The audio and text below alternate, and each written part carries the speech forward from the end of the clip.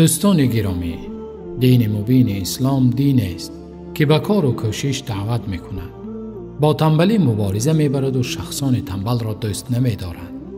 فرستاده خدا صلی الله علیه و سلم ما امتان را به کار و کوشش دعوت نموده در حدیث چنین فرمودند: والذی نفسی بیده لأن یأخذ احدکم حبله فيذهب إلى الجبل فيحتطب ثم يأتي به فيحمله على ظهره فيبيعه فيأكل خير له من أن يسأل ولأن يأخذ ترابا فيجعل في فيه خير له من أن يجعل في فيه ما حرم الله عليه.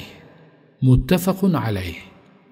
یعنی سوگند به آن ذاتی که جان من در دست اوست، اگر کسی از شمایان ریسمان خود را برداشته به کوه رود و هیزم جمع کند و آن را در پشتش برداشته آورده بفروشد، این کارش بهتر از مسئلت مردم است.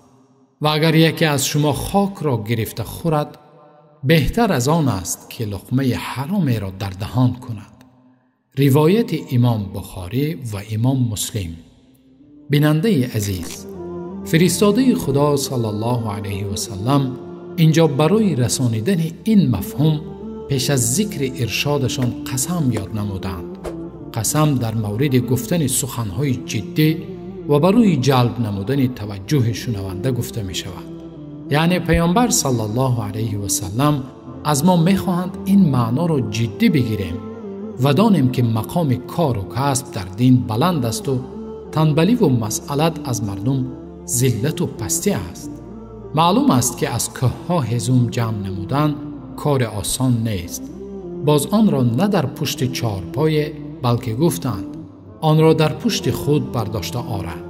این همه مشقت را تصویر نموده برای ما زحمت این عمل را به طور واضح بیان نمودند تا مسلمان در کسب لقمه حلال این گونه زحمت ها را تحمل نماید و از طمع و مذلت پیش مردم دوری داشته باشد.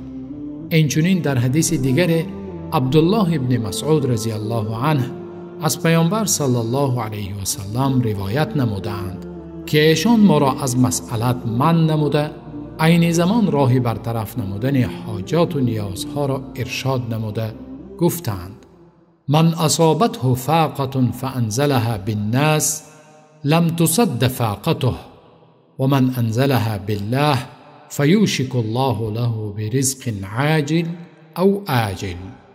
رواه ابو داود و ترمذی.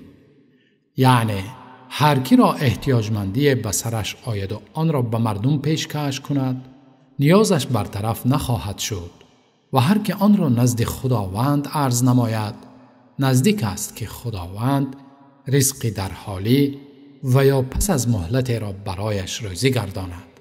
روایت ابو داود و ترمذی.